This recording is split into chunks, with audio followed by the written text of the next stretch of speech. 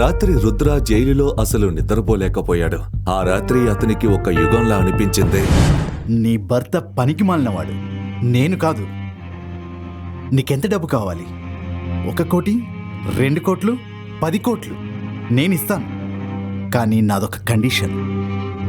నీకు 2 కోట్లు కావాలంటే నువ్వు నాతో ఉండాలి. 10 కోట్లు కావాలంటే నువ్వు పూర్తిగా నాకు లొంగిపోవాలి.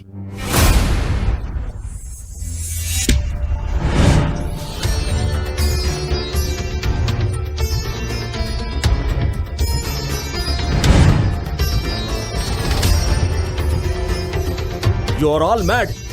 Get him out.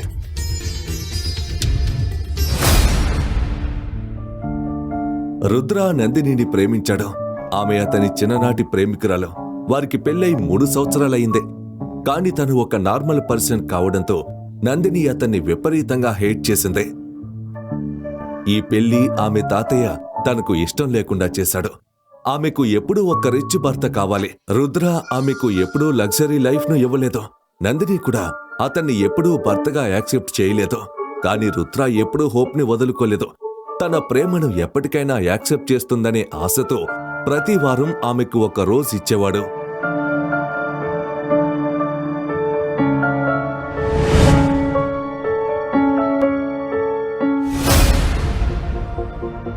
Hi Nandini. Hi Riya. Wow, you look pretty. Thank you. నువ్వు జ్యువెలరీ వేసుకోవడం మర్చిపోయావా? సారీ, మీ హస్బెండ్ నీకు చెప్పులు కూడా కొనివ్వలేడు. ఇక నగలేం కొంటాడు? ఏదేమైనా చూడు, మా ఆయన నాకు నిన్ననే 3 కోట్ల నెక్లెస్ ఇచ్చాడు. బాగుంది కదా? Very nice.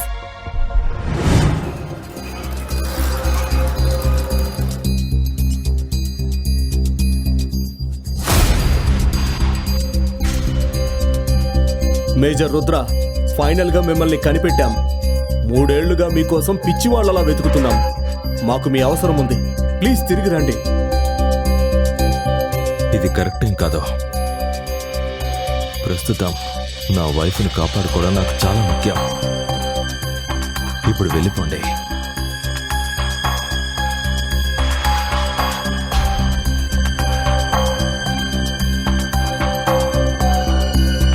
అటు చూడు, ఎవరొచ్చారు? నందిని హస్బెండ్. నువ్వేమైనా చెప్పు కానీ అతని అందం, తీక్షణమైన కళ్ళు seriously too hot to handle. నువ్వతని అందంతో ఆవగాయ పడతావా ఏంటి? కేవలం అందాన్ని చూసి వరల్డ్ టూర్ చేయలేవు. దానికి జేబు కూడా ఫుల్లుగా ఉండాలి.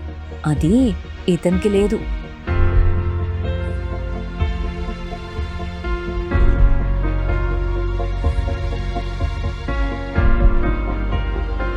నందిని,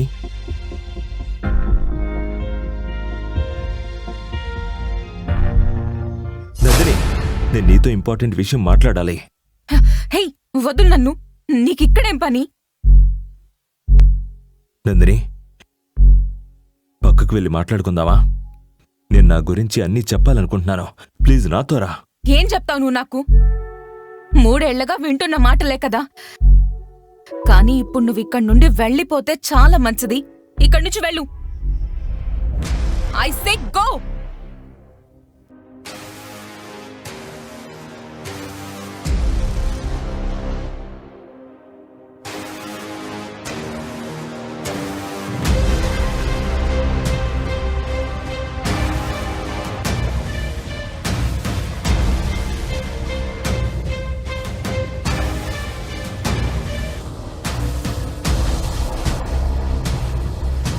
నందిని, నందిని, లాస్ట్ టైం నా మాట విను ప్లీజ్. నేను నీకంతా క్లియర్గా చెప్పాలనుకుంటున్నాను. నేను చెప్పేది అర్థం చేసుకోవడానికి ప్రయత్నించో.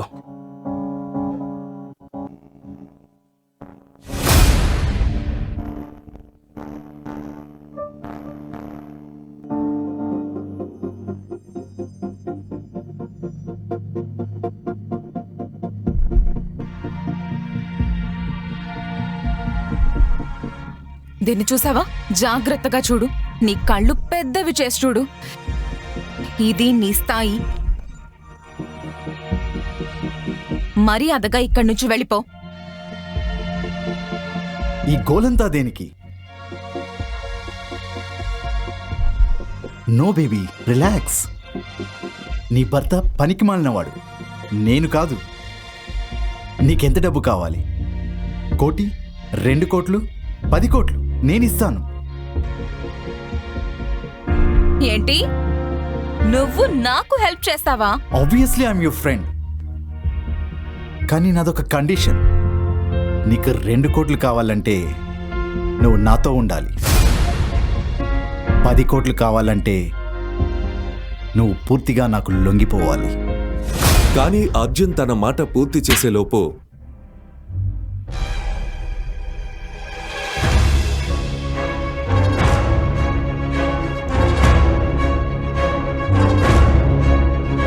You stupid! నువ్వేం చేసావు?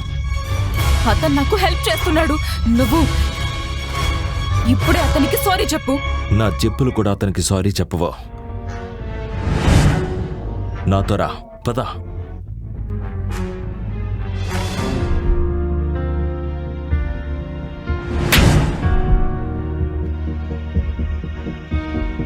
రుద్ర నందినిని చూస్తూ ఉండిపోయాడు. 3 ఏళ్లుగా తాను ప్రేమించిన వ్యక్తి ఎంత స్వార్థపరురాలు, కృతజ్ఞత లేనిది అని అతను నమ్మలేకపోతున్నాడు. 12 ఏళ్ల క్రితం నందినిలా లేదు ఆమె. అంత అమాయకురాలు, మంచి మనసున్న అమ్మాయి ఎలా ఎంతలా దిగజారిపోయిందే? రుద్రతేజ ఎవరు? నేనే రుద్ర.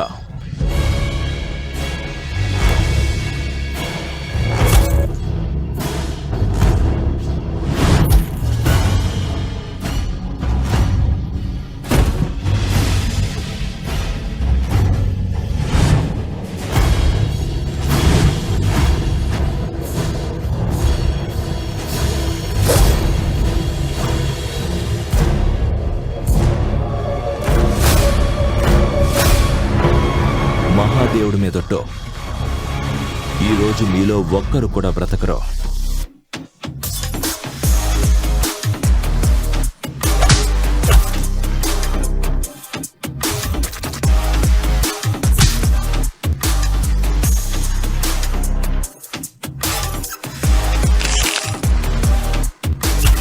ఒకేసారి అంతమంది బాడీ గార్డ్స్ ను కొట్టడం మామూలు విషయం కాదు. అందరూ రుద్రకు పిచ్చి పట్టిందని అనుకున్నారు. 20 సెకండ్లలోనే రుద్ర అందరినీ నేలకేసి కొట్టాడు. అతనికి కూడా కొద్దిగా గాయాలయ్యాయి. కానీ అతను ఉక్కులా నిలబడ్డాడు. ఇంతలో అర్జున్ పిలిచిన పోలీసులు వచ్చారు. నందిని ఏదో చెప్పేలోపే పోలీసులు రుద్రాను తీసుకెళ్లారు. అతని జీవితం ఈ రోజుతో నాశనమైపోయింది. అతని చిన్ననాటి ప్రేమ అతని మనస్సుని, నమ్మకాన్ని, గర్వాన్ని ముక్కలు చేసింది. అతని మనసులో ఒకే ప్రశ్న మెదులుతోంది. అతను పాకిస్తాన్ నుంచి ప్రేమించిన అమ్మాయి ఆమెనా?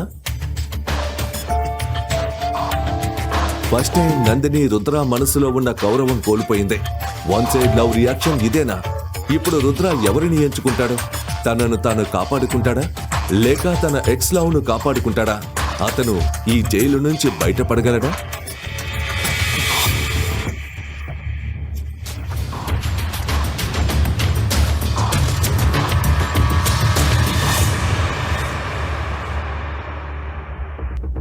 మరోవైపు అర్ధరాత్రి ఇంటికి వెళ్లిన నందిని కోపంతో రాజేశ్వరి రూమ్ డోరును బలంగా కొట్టడం మొదలుపెట్టింది. అమ్మా, అమ్మా, తలుపు తీ. నాకు నిద్ర పట్టక చేస్తుంటే నువ్వు ప్రశాంతంగా పడుకున్నావా? ఏంటి బేబీ, అర్ధరాత్రి ఎందుకలా అరుస్తున్నావు? నువ్వు పార్టీకి వెళ్ళావు కదా, ఎవరైనా ఫైనాన్షియల్గా హెల్ప్ చేశారా? హెల్ప్ సంగతి పక్కన పెట్టు.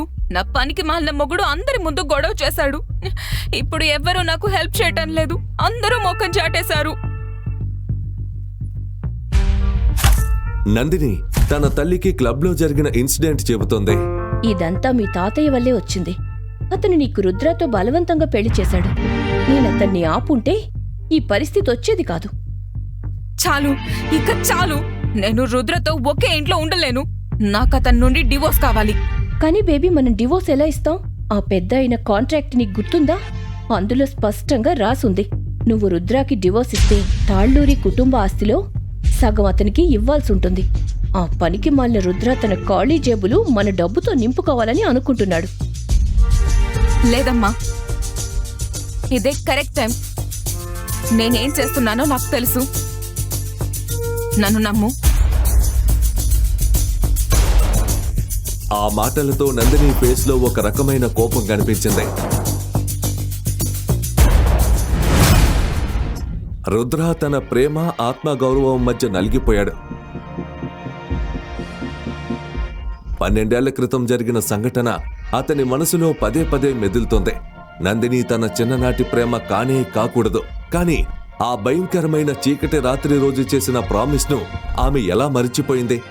ఈ ఆలోచనలతో ఆ చిన్ననాటి అమ్మాయి అమాయక ముఖం, ఆమె అందమైన లోతైన కళ్ళు, తీయని గొంతు అన్నీ రుద్ర ముందు ఒక్కొక్కటిగా మెదలడం మొదలుపెట్టాయి.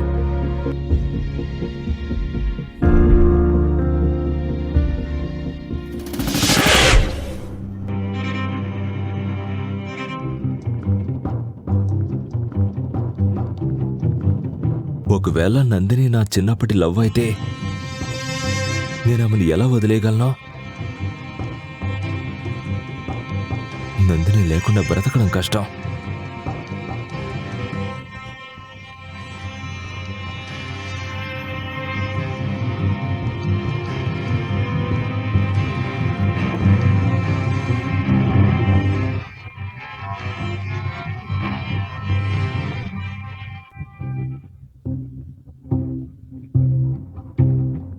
అతనికి ఈరోజు బెయిల్ వస్తుంది అని అనుకుంటున్నాడు, కానీ నేను ఈరోజే అతనికి డివోర్స్ ఇస్తాను. నేను లాయర్ని అతని బెయిల్ కోసం కాదు, అతని డివోర్స్ కోసం కలుస్తున్నాను. I'm so happy. నందిని మెట్లు దిగి కిందకు వచ్చింది. అక్కడ ఆమె ఫ్రెండ్ కిషోర్ అప్పటికే కూర్చొని టీ తాగుతున్నాడు. Kishore Nandini school friend. School రోజుల నుండి ఆమెను ఇష్టపడ్డాడు. రాజేశ్వరి ద్వారా విడాకుల గురించి తెలుసుకుని నందినిని కలవడానికి వచ్చాడు. హే కిషోర్ బాబు, ఎన్ని రోజులైంది నిన్ను చూసి.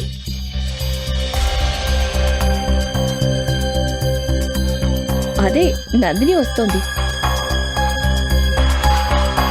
Hi, hey, please SIT down. నువ్వేం చేస్తున్నావు? ఇంత కాస్ట్లీ కార్ కొన్నావు? ఎస్ ఆంటీ, యాక్చువల్లీ నాకు ప్రమోషన్ వచ్చింది. ప్రజెంట్ నా ప్యాకేజ్ 5 కోట్లు. వావ్ బాబు, నువ్వు చాలా రెస్పాన్సిబుల్, క్యాపబుల్. ఈ రుద్ర మన ఫ్యామిలీకి ఒక కళంకం. నేను నీకొక నిజం చెప్పనా? ఇప్పటి వరకు నందిని రుద్ర ఒకే బెడ్ మీద కూడా పడుకోలేదు. ఏం చెప్తున్నారు మీరు?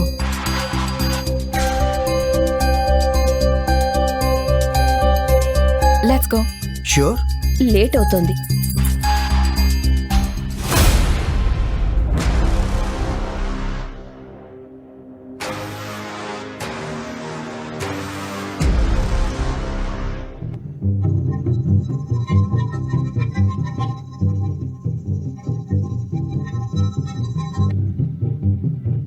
హే అర్జున్ సార్, ఈ నార్మల్ ఇన్స్పెక్టర్ని ఎందుకు గుర్తు చేసుకున్నారు?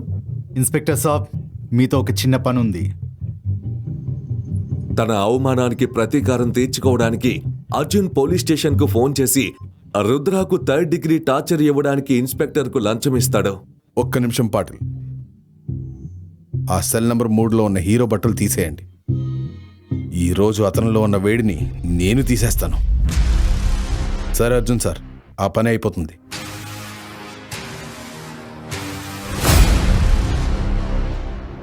రుద్ర శివుడి భక్తుడు.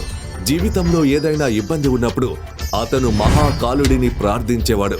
ఈ రోజు కూడా అతను ఒక మూలన కళ్ళు మూసుకొని ఓం నమ శివాయ అని జపిస్తున్నప్పుడు ఒక కానిస్టేబుల్ రుద్ర దగ్గరకు వెళ్ళాడు. మహాకాలుడిని ఎందుకు విధ్వంసకుడు అంటారో తెలుసా? అధర్మం తన హద్దులు దాటినప్పుడు ఆయన తాండవం అన్నిటినీ నాశనం చేసి ఒక కొత్త ప్రారంభాన్ని తెస్తోంది. ఇప్పుడు ప్రపంచం మొత్తం రుద్ర తాండవం చూడబోతుంది.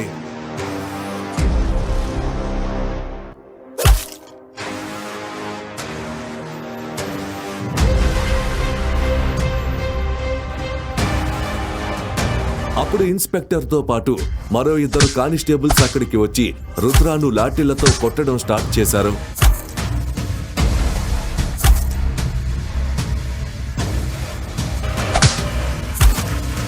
ఏ పాటిల్, అతని పైకి కట్టేయండి. కొద్ది నిమిషాల్లోనే కానిస్టేబుల్స్ అతని చేతులు కాళ్ళు కట్టి జైలులో వేలాడదీశారు. అతని కండలు తిరిగిన శరీరం ఒక జంతువులా ఉంది.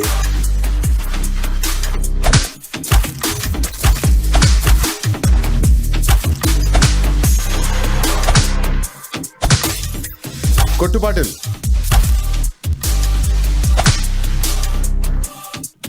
ఆ మసక వెలుతురులో రుద్ర శరీరం నుండి రక్తం కారుతోంది.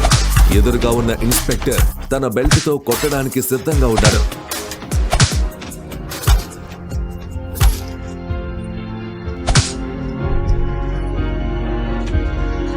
కానిస్టేబుల్స్ చర్యలకు రుద్ర పూర్తిగా సైలెంట్ అయిపోయాడు. కానీ ఇది ఒక పెద్ద తుఫానుకు ముందు వచ్చే ప్రశాంతత. సడన్ గా ఆజాద్ నగర్ పోలీస్ స్టేషన్ వాతావరణం వేడెక్కింది.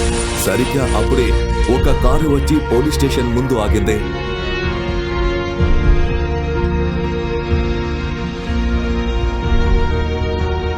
వారిలో ఒక ఆఫీసర్ కెప్టెన్ విక్రాంత్ రుద్రాను అలా చూసి భయంతో ఇలా అన్నాడు.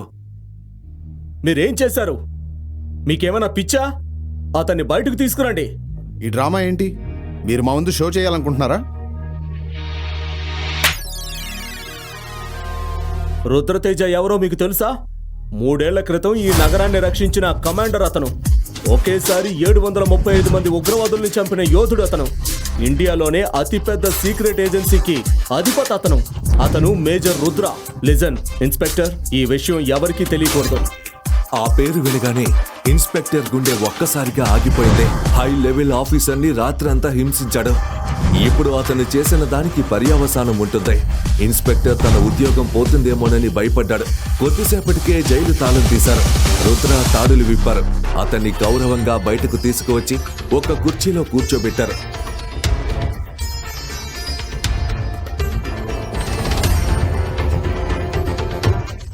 రుద్ర బట్టలు చిరిగిపోయాయి.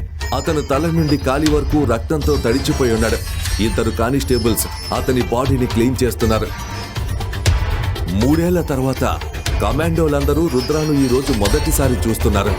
సార్, మీరు కనిపించలేదు. ఇక్కడున్నారని తెలిసింది. మీరు ఈ పరిస్థితిలో ఉన్నారని మాకు నిన్న తెలిసింది. అందుకే నేను మిమ్మల్ని తీసుకెళ్లడానికి మొత్తం బెటాలియన్ను తీసుకొచ్చాను. I'm sorry sir, I'm late. లేదు కెప్టెన్, నువ్వు కరెక్ట్ టైంకే వచ్చావు.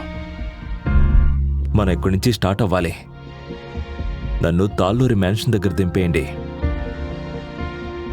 ఇంత జరిగినా రుద్ర నందిని గురించే ఆలోచిస్తున్నాడు. అతని కళ్ళల్లో నిన్న రాత్రి నందిని అంటించిన నిప్పు ఇంకా మండుతూనే ఉంది. రుద్ర ఆ మంటను ఆర్పాలి. అది నందినిని కలిసిన తర్వాతే ఆరిపోతుంది. రుద్ర అందరినీ తిరిగి వెళ్ళమని ఆర్డర్ వేశాడు. కమాండోస్, వెనక్కి వెళ్ళండి. Yes sir. Rudra police station నుంచి బయలుదేరి త్వరగా కారులో కూర్చున్నాడు. కమాండోలందరూ అతని వెనుక పరిగెత్తుకుంటూ వచ్చి కారులో కూర్చున్నారు.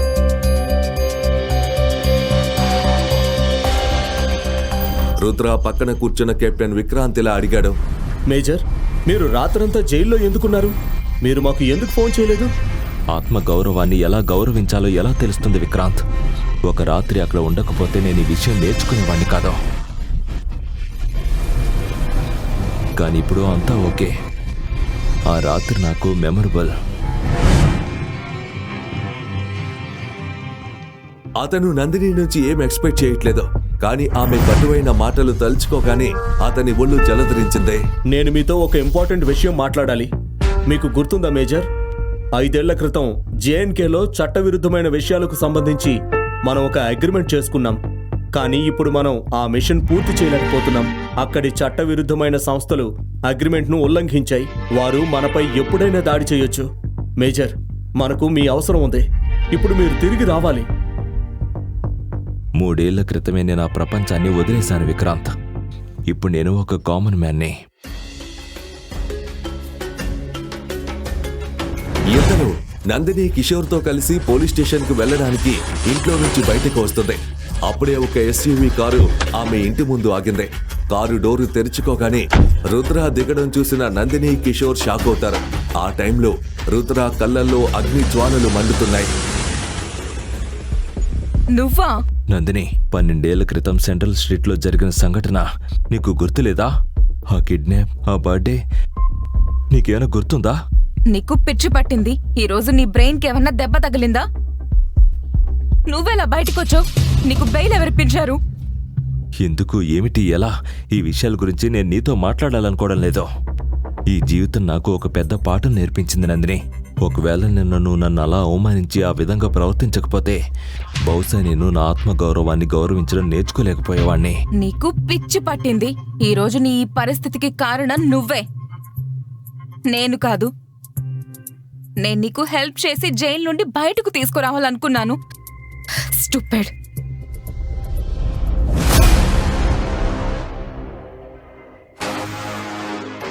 నాకు నీ నుంచి డివోర్స్ కావాలి నందిని.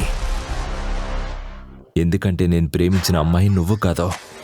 ఆ మాటలు వినగానే అందరూ షాక్ అయ్యారు. రుద్ర నందిని నుండి డివోర్స్ కోరుకుంటున్నాడు. నందిని చాలా కోపంగా దూరం జరుగుతూ, ఏమన్నావు? నువ్వు నాకు డివోర్స్ ఇస్తావా? నా స్థాయి నీ స్థాయి కన్నా చాలా ఎక్కువ. నీకు అర్థమైందా? అయినా బయటికి ఎలా వచ్చావు? నీకు బెయిల్ ఎవరిచ్చారు? ఇక్కడి వరకు తీసుకొచ్చి ఇంటి దగ్గర వదిలిపెట్టి వెళ్ళారంటే వాళ్ళు చాలా మంచివాళ్ళు. ఇతను తప్పకుండా వారి కాళ్ళు పట్టుకుని ఉంటాడు, లేకపోతే ఇతను జైలు నుంచి బయటకు రాలేడు. నేను నా ఆత్మగౌరవాన్ని గౌరవించడం నేర్చుకున్నానని మీకు తెలీదు. నేను మహాదేవుడి కాంతి కిరణం. ఎస్, ఇది కూడా వినా. నన్ను నేను గౌరవించుకోకపోతే ఈ లోకం నన్ను ఎలా గౌరవిస్తుంది? నా ప్రతి శ్వాస నా పూజ, నా ప్రతి అడుగు ఒక ఉదాహరణ.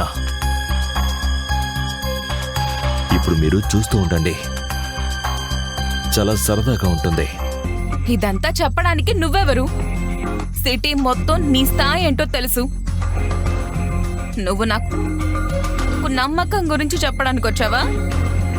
ఎస్, నేను నా రెస్పెక్ట్ కోల్పోయాను. నీ ముందు, నీ కుటుంబం ముందు, ఈ మొత్తం సిటీ ముందు కూడా. అది నా తప్పు. కానీ నా ప్రేమ నీకు కనిపించలేదు నందిని. నేను నీ కోసం చిన్న చిన్న ప్రయత్నాలు చేసేవాణ్ణి. నీకు ఏమీ కనిపించలేదో నందిని? జనాలతో మాటలు పడ్డం నాకు సరదా అనుకుంటున్నావా? నేను నిన్ను నిజంగా ప్రేమించాను, కానీ అది నీకు కనిపించలేదో. నీ తల్లి నీకు చూపించిందేని కనిపించింది, ఈ నగరం నీకు చూపించిందేని కనిపించింది. నువ్వు నా ప్రేమని ఎప్పటికీ అర్థం చేసుకోలేవు నందిని, ఎప్పటికీ. కానీ మహాకాలుడి మీదొట్టో నన్ను నేను మరింత అవమానపరుచుకోవాలనుకోవడం లేదు. రుద్ర ఒక్కరోజులోనే చాలా బాధలు పడ్డాడు. అతని మనసులో ఉన్న బాధ అతని గాయాల బాధ కన్నా ఎక్కువగా ఉంది. కానీ ఆ సిగ్గులేని మనుషులు అతని పరిస్థితి గురించి ఆలోచించలేదు. నాకు నీ ప్రేమ ఎప్పుడూ అవసరం లేదు. ఫస్ట్ రోజు నుంచే నాకు నువ్వంటే ఇష్టం లేదు. తాతయ్య నీలో ఏం చూసి బలవంతంగా నా పెళ్లి చేశారో తెలీదు. మరి చిన్న చిన్న ఎఫర్ట్స్ అని అన్నావు, అవేంటి? నువ్వు నాకు లాస్ట్ టైం ఇచ్చిన గిఫ్ట్ ఒక డూప్లికేట్ ముత్యాల నెక్లెస్, అది డూప్లికేట్ది. వింటున్నావా? నాకు కేవలం నీ నుంచి విముక్తి కావాలి. విముక్త తప్పకుండా లభిస్తుంది నందిని. ఎందుకంటే ఇప్పుడు నీకు ఈ వ్యక్తి దొరికాడు. రుద్ర కిషోర్ వైపు వేలు చూపించి నందినితో అన్నాడు, అతను నీకు నేను ఎప్పటికీ ఇవ్వలేనివన్నీ ఇస్తాడు. నేను నీకంటే ఎక్కువ సంతోషంగా చూసుకుంటాను. నీకు తెలుసా, నా స్థాయి చాలా ఎక్కువ. నేను నీలాంటి వాడినైతే కాదు. రేపు నందిని బర్త్డే. చూడు, నేను నందిని కోసం ఒక పెద్ద సర్ప్రైజ్ పార్టీ ఏర్పాటు చేయబోతున్నాను. అది చూసి అందరూ ఆశ్చర్యపోతారు. అప్పుడే ఆ గొడవ మధ్యలో రాజేశ్వరి కూడా అక్కడికి వచ్చి నందిని చేతులు పట్టుకుని లోపలికి తీసుకువెళ్తుంది. నందిని, బిచ్చగాళ్ళతో నీకేంటి పని? పద వెళ్దాం.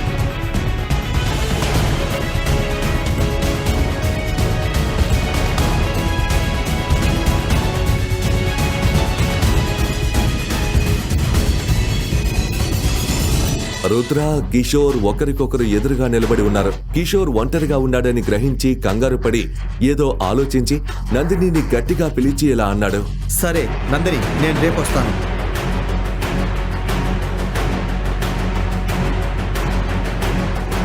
రేపు డివోర్స్కి రెడీగా ఉండవు. ఇంకోటి, నీ ఆటలో ఓడిపోకో. అతను అక్కడే నిలబడి ఆలోచిస్తున్నాడు. డబ్బుకు నిజంగానే ఒక వ్యక్తిని మార్చేంత శక్తి ఉందా? ఈ రోజుల్లో ఎవరికీ ప్రేమ విలువ తెలియదా? కానీ రుద్ర ఓడిపోయేవాడు కాదు. అతను ఈ ప్రశ్నలకు సమాధానం కనుక్కుంటాడు. చివరికి రుద్ర ఒక ప్లేయర్, కానీ ఓడిపోని సాహసికుడు.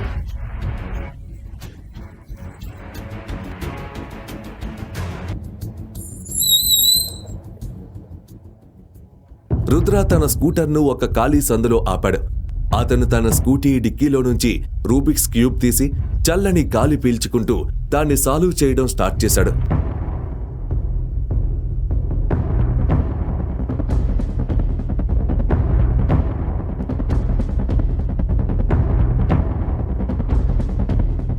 అప్పుడే అతని కళ్ళల్లో ఒక మెరుపు కనిపించింది. అతనికి రూట్ దొరికింది.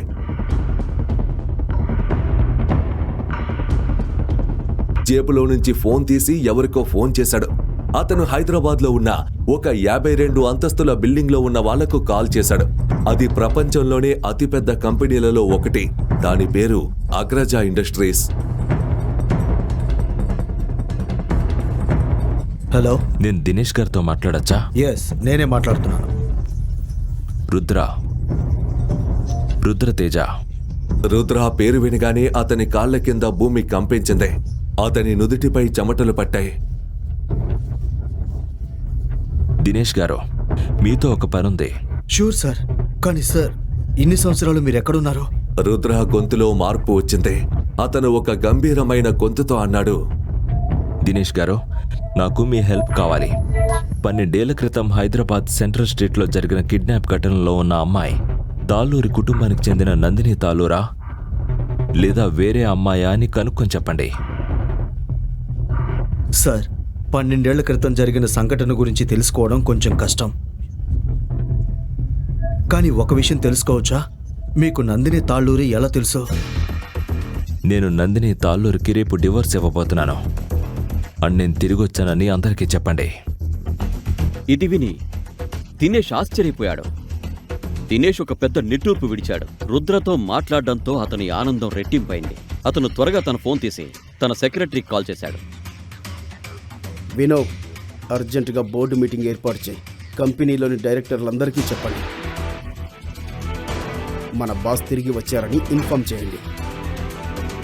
రుద్ర తను సాల్వ్ చేసిన రూబిక్స్ క్యూబ్ని చూశాడు. అతని మొహంలో చిరునవ్వు కనిపించింది. నందిని, నేను నిన్ను చాలా ప్రేమించాను. నువ్వు నా మాట వినుంటే నేను నిన్ను ఒక్క రాణిలా చూసుకునేవాణ్ణి. కానీ శివుడి మీదొట్టో నువ్వు ఏం కోల్పోయావో నీకు తెలీదు.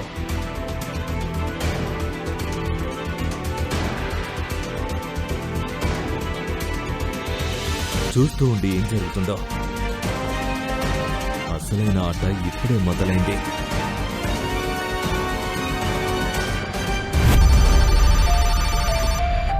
అదే టైంలో ప్రపంచంలోని ప్రతి మూలలో ఉన్న అగ్రజ ఇండస్ట్రీస్ ఉద్యోగులకి మెసేజ్లు రావడం స్టార్ట్ అయింది. వారు ఎక్కడ ఉన్నా, వారి ఉద్యోగాలు ఏదైనా సరే, ప్రతి ఒక్కరికి తమ ఫోన్లలో ఒక మెసేజ్ వచ్చింది.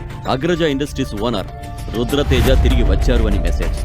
ఈ హడావిడిలో అర్జున్ లోపలికొచ్చాడు. ఏంటి మ్యాటర్? ఆఫీస్ అంతా గందరగోళంగా ఉంది. నందినికి తనతో ఉండమని ఆఫర్ ఇచ్చిన ఆ అర్జునే దినేష్, అర్జున్ మావయ్య. ఈ విషయం రుద్రకి తెలీదు. నీ తలకు దెబ్బేంటి? తన మావయ్య ఈ ప్రశ్న అడుగుతాడని అర్జున్కు తెలుసు. ఏమీ లేదు, నేనొక పార్టీకి వెళ్ళాను. అక్కడ చిన్న గొడవ జరిగింది. ఇది వినగానే దినేష్ కోపంతో ఊగిపోయాడు. ఎవరతను? ఈ సిటీలో నిన్ను తాకేంత ధైర్యం చేసిన వాడు ఎవడు? అర్జున్ చెప్పాలనుకున్నాడు. కానీ తను ఒక పనికి మాలిన భర్త చేతిలో దెబ్బలు తిన్నానని ఎలా చెప్తాడు? అలా చెప్పి తన పరువు తీసుకోవాలనుకోలేదు. అతను ఒక పిల్లోడు. అతని వెంట కొంతమంది ఫ్రెండ్స్ ఉన్నారు. అదే ఒంటరిగా ఉంటే చెప్పేవాడిని. అర్జున్ తడబడ్డాడు. దినేష్కి విషయం అర్థమైంది. నీకిప్పుడు ఏం కావాలి చెప్పు. అర్జున్ తడబడుతూ అన్నాడు, మామా, నీ దగ్గర హెడ్ షాట్ నెంబర్ ఉంది కదా, మీరు నాకు ఆ నెంబర్ ఇస్తారా? నేను ఒక పని చేయించుకోవాలి. అర్జున్ మాటలు వినగానే దినేష్ నెమ్మదిగా అతనికి నచ్చజెప్పాడు. నువ్వు నా కొడుకు లాంటి వాడివి, అందుకే చెబుతున్నాను. ఇప్పుడు పరిస్థితి బాగోలేదు. ఏదైనా తప్పు జరిగితే మనకే నష్టం. ఇది వినగానే అర్జున్ తన మాటను మరింత గట్టిగా చెప్పాడు. మామా, ప్లీజ్, అతని చేతులు కాళ్ళు విరిచేయమనే చెప్తాను, ఇంకేం లేదు. దినేష్కి మనసు ఒప్పుకోలేదు. కానీ తన జేబులో నుంచి ఫోన్ తీసి అతనికి ఇవ్వబోతూ అనుమానంగా ఆగిపోయాడు. అతని పేరేంటి? అతని పేరు నాకు తెలీదు. అతను నా క్లాస్మేట్ హస్బెండ్. ఒక నార్మల్ పర్సన్, పెద్ద బ్యాక్గ్రౌండ్ ఏం లేదు.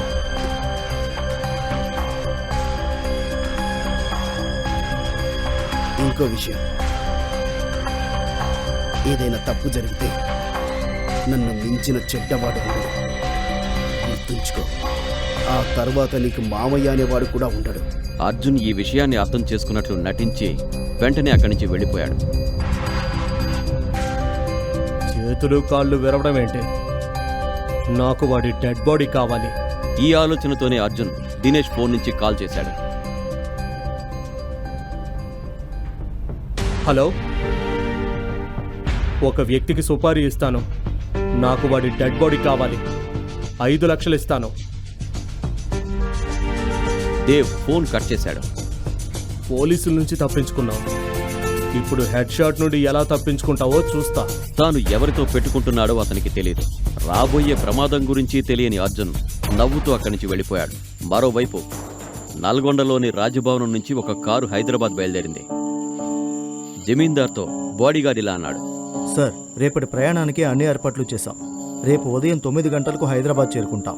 అది వినగానే రాజశేఖర్ కళ్ళల్లో కన్నీళ్లు కనిపిస్తున్నాయి. అది చూసి బాడీగార్డ్ ఇలా అడిగాడు. ఏమైంది సార్? మీ కన్నీళ్లకు కారణమేంటి? రుద్రని చూడబోతున్నాను కదా, అందుకే ఈ ఆనంద బాష్పాలు ఆగడం లేదు. ఇన్నేళ్లు ఈ క్షణం కోసమే ఎదురు చూశాను. 3 ఏళ్ల నుంచి అతన్ని చూడలేదు. రేపు అతన్ని చూడబోతున్నాను. జై మహాకాల్, జై మహాకాల్ కి జై.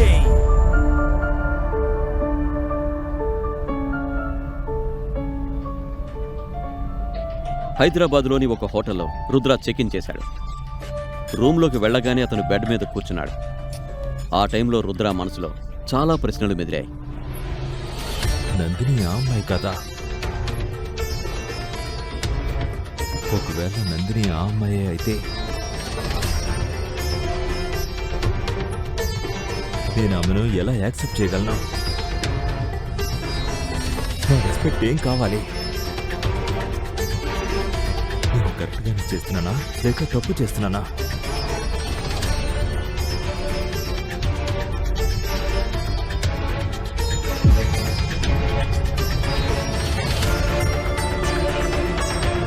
నాకేమీ అర్థం కావడం లేదు. ఆ ప్రశ్నలతో విసిగిపోయి రుద్ర కళ్ళు మూసుకొని చేతులు జోడించాడు.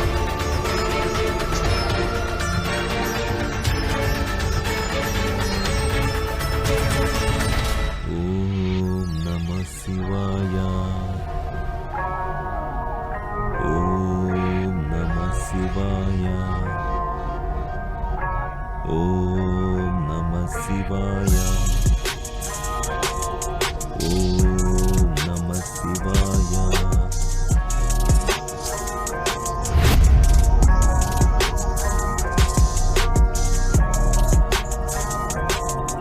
ఓ పరమేశ, అంతా నీపైనే భారం వేస్తున్నాను.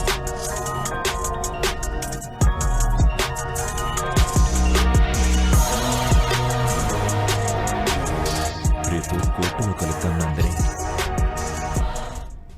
మరుసటి రోజు ఉదయం నందిని, కిషోర్ ఫ్యామిలీ కోర్టుకు వెళ్ళడానికి రెడీగా ఉన్నారు. కానీ రుద్ర ఎక్కడా కనిపించడం లేదు.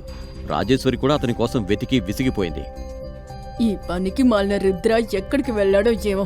ఇలా డైవర్స్ ఆశ చూపించి ఎక్కడ దాక్కున్నాడో ఈ ఎలుక. వదిలేయమ్మా, ఇక్కడ లేకపోతే అక్కడికొస్తాడు.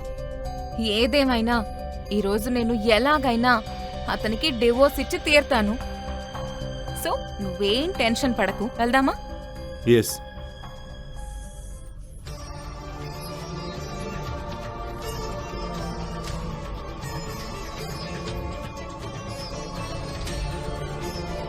మరోవైపు రుద్ర శివుడికి పూజ అభిషేకం చేస్తున్నాడు.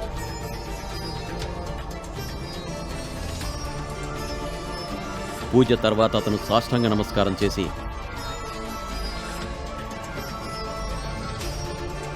ఆలయం నుంచి బయటకొచ్చాడు. ఈరోజు అతని ముఖంపై ఒక తేజస్సుంది. అతను తన జీవితంలో ఎప్పుడూ అనుభవించలేదు. ఇప్పటి వరకు తనని చీప్గా చూసిన వారందరికీ అసలు రుద్ర ఎవరో చెప్పాలనుకున్నాడు. మరోవైపు నందిని ఫ్యామిలీ కిషోర్ కోర్టుకొచ్చి రుద్ర కోసం వెయిట్ చేస్తున్నారు.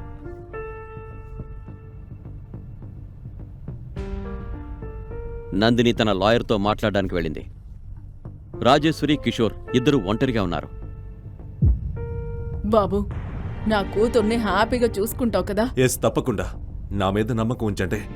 ఏదేమైనా నా కంపెనీ అగ్రజ ఇండస్ట్రీస్తో ఒక పెద్ద బిజినెస్ కాంట్రాక్ట్ డీల్ చేయబోతుంది. మీరు టెన్షన్ పడాల్సిన పని లేదు. ఆ కాంట్రాక్ట్ ఓకే అయితే మీ కూతురికి కోట్లు వస్తాయి. వావ్, అగ్రజ ఇండస్ట్రీస్ అది చాలా పెద్ద కంపెనీ. నిజం చెప్పాలంటే నాకు కూడా బిజినెస్ చేయాలని చాలా కోరిక ఉండేది. కానీ నా వయసు కారణంగా నేను కోట్ల భారాన్ని మోయలేను. లక్షలతోనే సంతోషంగా ఉంటాను. Why not? మీ కూతురు ఇప్పుడు నాది, అవన్నీ మీవే. ఇది వినగానే రాజేశ్వరికి ఫ్యూచర్ గురించి చింతించాల్సిన అవసరం లేదన్న ధైర్యం వచ్చింది. మరోవైపు రుద్ర తన ప్రామిస్ ప్రకారం కోర్టుకొచ్చాడు. లాయర్తో మాట్లాడుతున్న నందినిని చూశాడు. ఆమెను చూడగానే రుద్ర మనసులో ఒక వింత గందరగోళం మొదలైంది. నందిని, లాస్ట్ నేను నిన్ను అడుగుతున్నాను, 12 ఏళ్ల క్రితం జరిగింది నిజంగా నీకు గుర్తులేదా?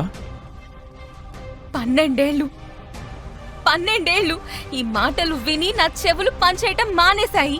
సో నీ డ్రామాలు ఆపి డివోర్స్ పేపర్స్ పై సైన్ చేయి. రుద్రకి నందిని ఆర్డర్ వేసింది. పేపర్లను అతని ముందు పెట్టింది. ఈ రోజు కోసం ఆమె ఎన్నో సంవత్సరాలుగా ఎదురు చూస్తున్నట్లుగా ఉంది. పెట్టు. ఈ వెర్రోడికి డివోర్స్ ఇచ్చి నువ్వు చాలా మంచి పని చేస్తున్నావు. ఈ ఫ్యామిలీ నుంచి వెళ్ళిపోయాక నీకే గతి పడుతుందో.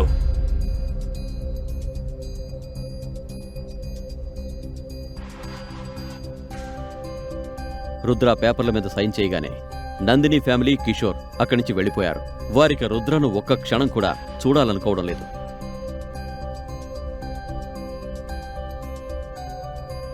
రుద్ర కోర్టు బయటకొచ్చాడు. అప్పుడే ఒక లగ్జరీ కారు కోర్టు ముందాగింది. కార్ డోర్ తెరుచుకోగానే తల మీద రాజకిరీటం ధరించిన జమీందార్ కారులోంచి దిగాడు. రుద్రను చూడగానే ఆయన ఆనందంతో ఉబ్బి తబ్బిబ్బైపోయారు. రుద్ర శేఖర్ను చూసి సంతోషించాడు. రుద్ర ఆయన పాదాలకి నమస్కారం చేశాడు.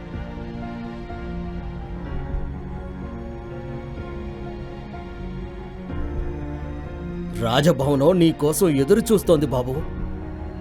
ఒక రాజు లేకుండా రాజభవనం అసంపూర్ణం. ఇప్పుడు ఈ వృద్ధ భుజాలు బాధ్యతల్ని మోయలేవు బాబు. పద.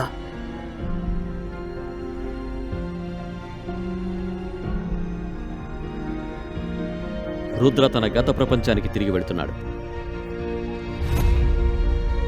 అప్పుడే ఫోన్ మోగింది. అగ్రజ ఇండస్ట్రీస్ నుంచి దినేష్ కాలది. ఫోన్లో అతను చెబుతున్నది వింటున్న రుద్ర ముఖంలో ఎక్స్ప్రెషన్స్ మారిపోతున్నాయి. ఫోన్ కట్ చేసి రుద్ర డ్రైవర్తో ఇలా అన్నాడు, కారు పక్కగా పో, త్వరగా. అది విన్న జమీందార్ మొహంలో చిరునవ్వు మాయమైంది. కానీ రుద్ర చెప్పింది వినడం తప్ప అతను ఏమీ చేయలేరు. మరోవైపు నిన్న సాయంత్రం సిటీ మధ్యలో ఒక సీక్రెట్ క్లబ్ బేస్మెంట్లో అన్ని రకాల చట్టవిరుద్ధమైన పనులు జరిగే చోట ఒక మీటింగ్ ఏర్పాటు చేశారు. అందులో కిల్లర్స్, షార్ప్ షూటర్స్, కొత్తగా చేరిన అండర్ వరల్డ్ డాన్లు ఒక పెద్ద హాల్లో ఉన్నారు. ఈస్ట్ మార్కెట్ అయినా వెస్ట్ స్ట్రీట్ అయినా ఈ రోజు నుండి మనందరం ఒక పేరు గుర్తుంచుకోవాలి, మేజర్ రుద్రతేజ.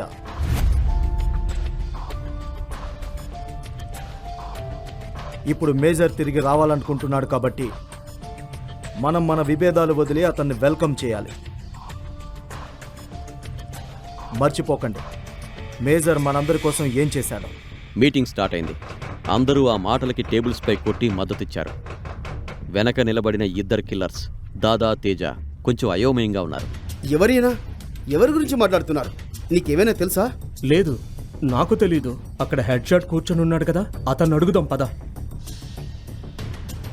హెడ్ షాట్ ఈ బిజినెస్లో ఎప్పటి నుంచో ఉన్నాడు కాబట్టి వారు అతన్ని అడగడం కరెక్ట్ అనుకున్నారు. హెడ్ షాట్ బ్రో, మీరు చాలా కాలం నుంచి ఇదే ఫీల్డ్లో ఉన్నారు. మీకు చాలా ఎక్స్పీరియన్స్ కూడా ఉంది. ఈ మేజర్ రుద్రతేజ ఎవరో మీకు తెలుసా? శివుడి మీద ఒట్టు, ఒకవేళ ఈ పార్టీ జరుగుతూ ఉండకపోతే మీ ఇద్దరిని నేను బతికుండగానే పాతి పెట్టేవాణ్ణి. నా ముందు నిలబడటానికి మీకు ధైర్యం ఉందా? 5 ఏళ్ల క్రితం ఏం జరిగిందో మీకు తెలుసా? అదే మేము తెలుసుకోవాలనుకుంటున్నాం. 5 ఏళ్ల క్రితం ఒక పిచ్చివాడు ఇక్కడికి వచ్చాడు. అతను ఎవరినైనా చంపేవాడు, ముక్కలు చేసేవాడు, కాల్చేవాడు కూడా. కానీ అతనికి ఒక కళ ఉండేది, ఇండియాలో ఉన్న అండర్ వరల్డ్ ను కంట్రోల్ చేయడం. చెబుతారు కదా, ప్రతి కథలో విలన్ను చంపడానికి ఒక హీరో రావాల్సిందే అని. మన కథలో hero major Rudra Teja. Major వచ్చినప్పుడు కొందరి పరిస్థితి చూసి జాలేసింది. రాత్రికి రాత్రే అతను అండర్ వరల్డ్ ను నాశనం చేశాడు. అతని మెడలో ఉన్న రుద్రాక్షమాల నాకు ఎప్పటికీ గుర్తుంది. ఆ తర్వాత ఏమైంది? అతనందరినీ ముక్కలు చేశాడు. 735 మంది ప్రొఫెషనల్ కిల్లర్స్ ను చంపడం నా కళ్ళతో చూశాను, ఎలాంటి వెపన్ లేకుండా. అతనితో కలిసి నేను చాలా మందిని చంపాను. ఆ తర్వాత మేజర్ నన్ను ఎంత కొట్టాడంటే నా ముఖంపై ఈ మచ్చ అలాగే ఉండిపోయింది. ఈ మచ్చ కారణంగా నేను అతని భక్తున్నయ్యాను. అతను పరమశివుడి రూపం. మాలాంటి చెడ్డవాళ్లతో కూడా చాలా మంచిగా ప్రవర్తించాడు. ఈ మచ్చ ఎప్పటికీ నాకు అతన్ని గుర్తు చేస్తోంది. ఇది వినగానే దాదా తేజల కళ్ళు ఆశ్చర్యంతో పెద్దవయ్యాయి. ఈ భూమి మీద ఇలాంటి వ్యక్తి కూడా ఉన్నాడా అని వారు అస్సలు నమ్మలేకపోయారు. నీకు ఏమనిపిస్తుంది? నువ్వు ఏం చెబితే అది మేము నమ్ముతామనుకున్నావా? నువ్వు అతను ఎప్పుడైనా చూసావా? కలిసావా? ఆ చీకటిలో ఒంటరిగా ఉన్న ఒక సింహం అన్ని నక్కలపై దాడి చేసింది. అర్థమైందా? ఇక్కడి నుంచి వెళ్ళిపోండి.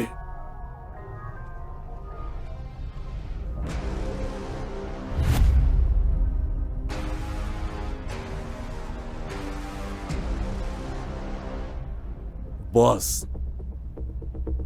నేను దినేష్ మేనల్లుడు అర్జున్ని మాట్లాడుతున్నాను.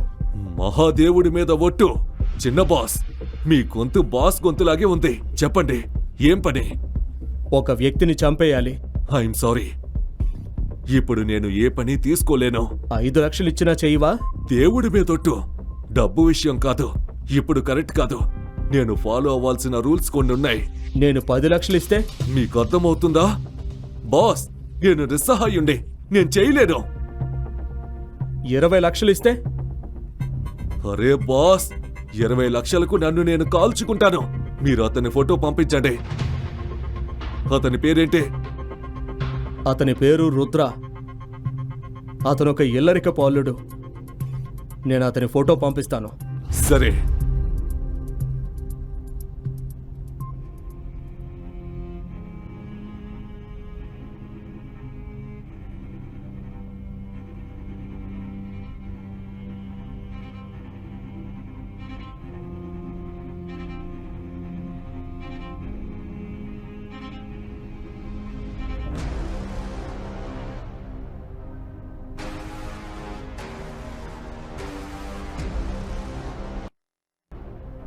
తాను నైట్ క్లబ్లో ఉందా? అడ్రస్ చెప్పండి. సిటీ బయట థండర్ నైట్ క్లబ్లోని చీకటి గదిలో ఒక అమ్మాయి అరుపులు వినిపిస్తున్నాయి. ఆ అరుపులో బాధ ఉంది. రుద్ర 12 ఏళ్ల క్రితం ప్రామిస్ చేసిన అమ్మాయి నిజంగా మిస్ అయిందా? ఆ అమ్మాయికి ఏం జరిగింది? రుద్ర ఆమె స్థానంలో నందినిని పెళ్లి చేసుకున్నాడు. దురదృష్టవంతురాలైన అమ్మాయిని ఎవరు అమ్మేశారు? మీటింగ్ రూమ్లో సైలెన్స్ని దినేష్ బ్రేక్ చేస్తూ అతను ఆ అమ్మాయికి సంబంధించిన టోటల్ ఇన్ఫర్మేషన్ని రుద్రాకి చెప్పడం స్టార్ట్ చేశాడు. సార్, మీరు చెప్పినట్లుగా 12 ఏళ్ల నాటి పాత కేసును మళ్ళీ డీప్గా చెక్ చేశాం. రీఇన్వెస్టిగేషన్లో తెలిసిన విషయం ఏమిటంటే 35 ఏళ్ల క్రితం నందిని తండ్రి అశోక్ తాళ్ళూరి వందన అనే అమ్మాయిని ప్రేమించారు. వందన పేదరాలు కావడంతో అశోక్ తండ్రి రఘుమూర్తి ఆమెతో పెళ్లి కొప్పుకోలేదు. ఆయన అశోక్కి రాజేశ్వరి అనే అమ్మాయితో బలవంతంగా పెళ్లి జరిపించారు. కానీ పెళ్లి తర్వాత కూడా అశోక్ వందనను కలుస్తూనే ఉండేవారు. ఆ కుటుంబం ఈ విషయాన్ని ఇప్పటివరకు సీక్రెట్ గా ఉంచింది. ఇదిగోండి ఆ ఇద్దరు అమ్మాయిలు బర్త్ సర్టిఫికేట్లు, అండ్ ఇది ఆ రెండో అమ్మాయి ఫోటో. దినేష్ ఒక్కొక్కటిగా ఆధారాలన్నీ రుద్రకి చూపిస్తున్నాడు. మూఢనమ్మకం మరియు గుడ్డి ప్రేమ ఎంత ప్రమాదకరమో ఈ రోజు రుద్రకి అర్థమైంది. నందిని తాతయ్యపై పెట్టుకున్న నమ్మకమే రుద్ర నుండి అన్నింటినీ దూరం చేసింది. 12 ఏళ్ల క్రితం తాను కలిసింది నందినినే అని వారు రుద్రాని నమ్మించారు. మరోవైపు నందిని చాలా టెన్షన్గా ఉంది. ఎందుకంటే తను కోర్టు నుండి తిరిగి వస్తున్నప్పుడు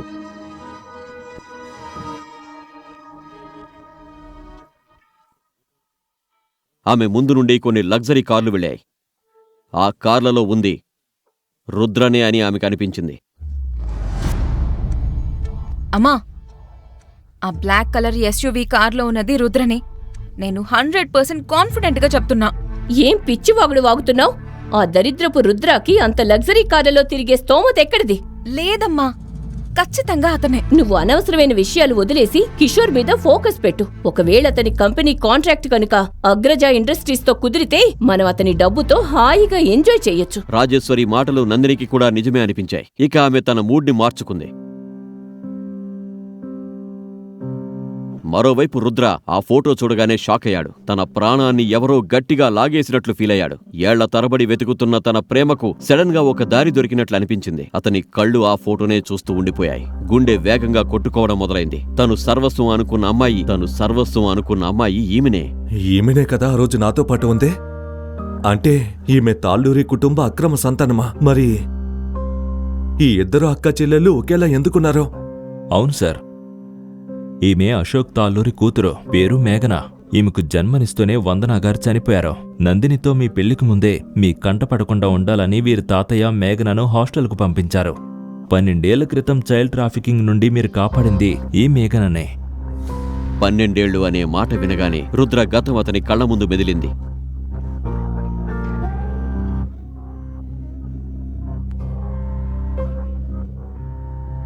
ఆ రాత్రి తను మేఘనను రౌడీల నుంచి కాపాడిన క్షణం,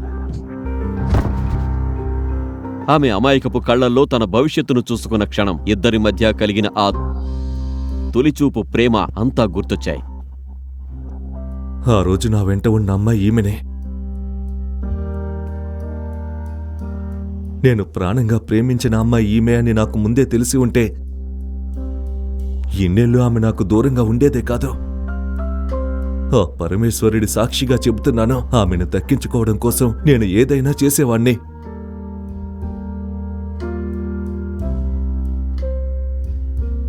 నేను తనకి మాటిచ్చాను, తనకి 20 ఏళ్లు నిండగానే నేను తనని పెళ్లి చేసుకుంటానని. నీకు 20 ఏళ్లు నిండినప్పుడు నిన్ను కలవడానికి నేను ఖచ్చితంగా వస్తాను. నిన్ను తప్పకుండా పెళ్లి చేసుకుంటాను. కానీ నేను నా మాట నిలబెట్టుకోలేకపోయాను. ఈరోజు నీ వల్లే నా ప్రాణాలు దక్కాయి. నువ్వు త్వరగా వచ్చి నన్ను తీసుకువెళ్లాలని నేను కూడా ఆ మహాదేవుణ్ణి ప్రతిరోజు ప్రార్థిస్తాను. తన ఆలోచనల నుంచి బయటపడి రుద్ర తనను తాను నిలదొక్కుంటూ దినేష్ని ఇలా అడిగాడు. దినేష్, ఇప్పుడు మేఘన ఎక్కడుంది? సార్, నాకు తెలిసిన ఇన్ఫర్మేషన్ ప్రకారం ఈరోజు మధ్యాహ్నం నుండి మేఘన కనిపించడం లేదు. చిన్నప్పుడు జరిగినట్టే ఆమెను ఎక్కడో అమ్మేసినట్లు తెలుస్తుంది. కానీ ఆమె ఎగ్జాక్ట్ లొకేషన్ కొంచెం సేపట్లో మనకు తెలిసిపోతుంది. ఎవరక్కడ? సార్, మీరు మిస్టర్ కిషోర్ని కాంట్రాక్ట్ సైన్ చేయడానికి పిలిచారు కదా, అతను బయట మీకోసం వెయిట్ చేస్తున్నారు. వెయిట్ చేయమని చెప్పు. హలో, మేఘన గురించి ఏమైనా తెలిసిందా? రుద్రకిప్పుడు కేవలం మేఘన మాత్రమే ముఖ్యం. ఇదంతా తాళ్ళూరి కుటుంబం కలిసి పన్నిన పెద్ద కుట్రలా అతనికి అనిపిస్తోంది. మేఘనకు ఏమైనా జరుగుతుందేమో అని అతని గుండె టెన్షన్తో కొట్టుకుంటోంది. కానీ అవతల నుంచి వచ్చిన సమాధానం విని అతను ఉలిక్కిపడ్డాడు. ఏమైందే? మేఘనాకేమైందే? సార్, చాలా పెద్ద తప్పు జరిగిపోయింది. రాజేశ్వరి అనే ఆవిడ మేఘనను ఎలైట్ క్లబ్లో 5 కోట్ల కోసం విక్కీ అనే వ్యక్తికి అమ్మేసింది.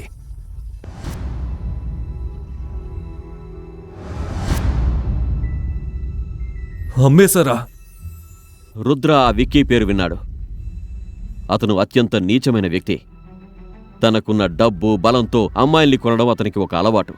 అతను అమ్మాయిల్ని కేవలం ఒక వస్తువులా భావిస్తాడు. వారి నిస్సహాయతను ఆసరాగా చేసుకుని వారిని తన కోరికలకు బలి చేస్తాడు. ఈరోజు విక్కీ కన్ను ఒక కొత్త వేటపై పడింది. తానే మేఘన. విక్కీ ఆమెను ఒక ఆకలితో ఉన్న కుక్కలా చూస్తున్నాడు. మేఘనకు అక్కడి వాతావరణం అర్థమైపోయింది. అందుకే ఆమె వీలైనంత త్వరగా అక్కడి నుంచి బయటపడాలని అనుకుంది. కానీ విక్కీ ఉద్దేశాలు వేరేలా ఉన్నాయి. మేఘన విక్కీకి ఏదైనా చెప్పే లోపే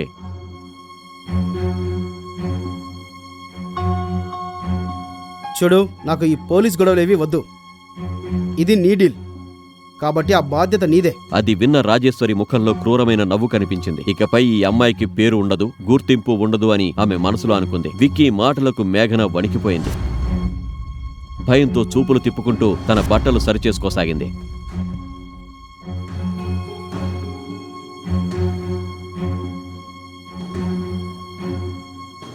మేఘనా, అంత దూరంలో ఎందుకు కూర్చున్నావు? వచ్చి నా పక్కన కూర్చో. మనం డీల్ సైన్ చేయాలి కదా. ఆ మాట వినగానే మేఘన ఒళ్ళు గగుర్పొడిచింది. విక్కీ దుర్బుద్ధి ఆమెకు పూర్తిగా అర్థమైపోయింది. మేఘన మళ్లీ ఒక పెద్ద ప్రమాదంలో చిక్కుకుంది. ఒక్కసారిగా ఆమెకు తన చిన్ననాటి జ్ఞాపకాలన్నీ గుర్తొచ్చాయి. రాజేశ్వరి తనని ఎలా కొట్టేదో, ఇంటి పనులన్నీ తనతో ఎలా చేయించేదో తలుచుకుంది. చదువులో నందిని కంటే తనే మెరుగ్గా ఉన్నా రాజేశ్వరి తనను డిగ్రీ కూడా పూర్తి చేయనివ్వలేదు. పైగా మేఘన నందిని కంటే అందంగా ఉండడంతో నందిని కూడా ఆమెపై అసూయపడేది. ప్రతిరోజు ఏదో ఒక తప్పు చేసి ఆ నిందను మేఘనపై వేసేది. మేఘన ప్రతి క్షణం అవమానాల్ని భరిస్తూనే బ్రతికింది. కేవలం 12 ఏళ్ల క్రితం తనను కాపాడిన అబ్బాయి ఒకరోజొచ్చి తనను తీసుకెళ్తాడనే ఆశతోనే ఎదురుచూస్తోంది. నేనిప్పుడు ఎలైట్ క్లబ్కి వెళ్ళాలి. త్వరగా కార్ తీయండి. ఇంకో విషయం, ఈరోజు మన మధ్య జరిగిన డిస్కషన్ ఏది కూడా బయటకు రాకూడదు. నేను మేఘనాను కలిసే వరకు నా రియల్ ఐడెంటిటీ ఎవరికీ తెలియకూడదు. మేఘనను విక్కీకి అమ్మేశారనే వార్త వినగానే రుద్ర కళ్ళల్లో కోపం కట్టలు తెంచుకుంది. అతని కళ్ళు ఎర్రబడి కోపంతో ఊగిపోతున్నాడు. నువ్వెక్కడేం చేస్తున్నావు? ఓ, గార్డ్ జాబ్ కోసం వచ్చావా? కానీ ఇక్కడ గార్డులు కూడా చాలా చదువుకున్న వారే ఉంటారే. సరేలే, నువ్వు రేపు నా ఆఫీస్కి రా. నిన్ను నా ఆఫీస్ బాయ్గా పెట్టుకుంటాను. 5,000 జీతం ఇస్తాను. డీల్ ఓకేనా? రేయ్ రేయ్, నాకే ఎదురు తిరుగుతావా? నేను అగ్రజ ఇండస్ట్రీస్తో కాంట్రాక్ట్ సైన్ చేయబోతున్నాను తెలుసా? మా కంపెనీ అగ్రజతో కలిస్తే చాలు, నేను చీకట్లో కోటీశ్వరుణ్ణి అయిపోతాను.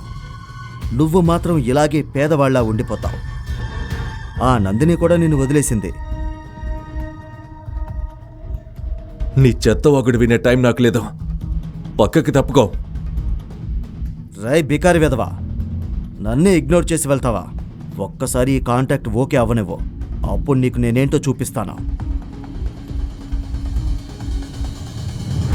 దినేష్, కిషోర్తో అగ్రజ ఇండస్ట్రీస్ డీల్ని క్యాన్సిల్ చేయి. Okay sir.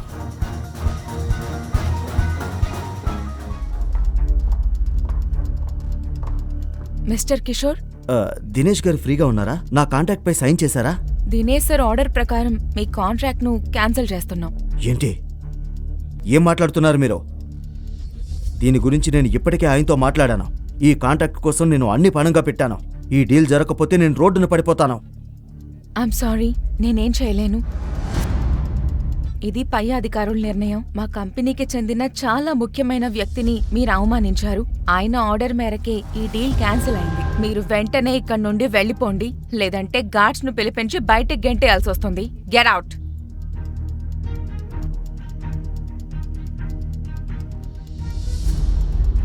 ఆ వ్యక్తి ఎవరై ఉండొచ్చో? రుద్రానా? లేదు, వాడు నందిని ఎక్స్ హస్బెండ్ కదా. వాడికి దీనికి ఏం సంబంధం ఉంటుంది? కిషోర్కి ఏమీ అర్థం కాలేదు. గత 2 రోజుల్లో తను రుద్రని తప్ప మరెవర్నీ అవమానించలేదు. కిషోర్ బుర్ర బద్దలు కొట్టుకున్నా అసలు విషయం అంతుపట్టలేదు. మరోవైపు రుద్ర పార్కింగ్ లాట్కొచ్చి కారుని ఫుల్ స్పీడ్లో పోనిచ్చాడు. ఒక్క క్షణం ఆలస్యమైనా మేఘన జీవితం నాశనమవుతుందని అతనికి తెలుసు.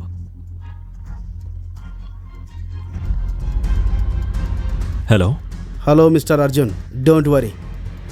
ఈరోజు ఆ వ్యక్తిని ఖతం చేస్తాం. గుడ్ న్యూస్ చెప్పావు. ఇప్పటికైనా నేను ప్రశాంతంగా నిద్రపోగలను.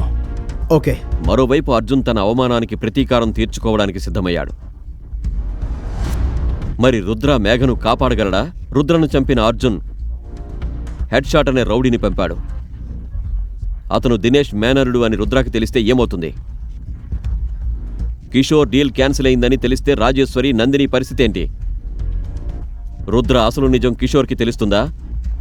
రుద్ర సరైన టైంకి వెళ్ళి మేఘనను విక్కీ బారి నుంచి రక్షించగలడా?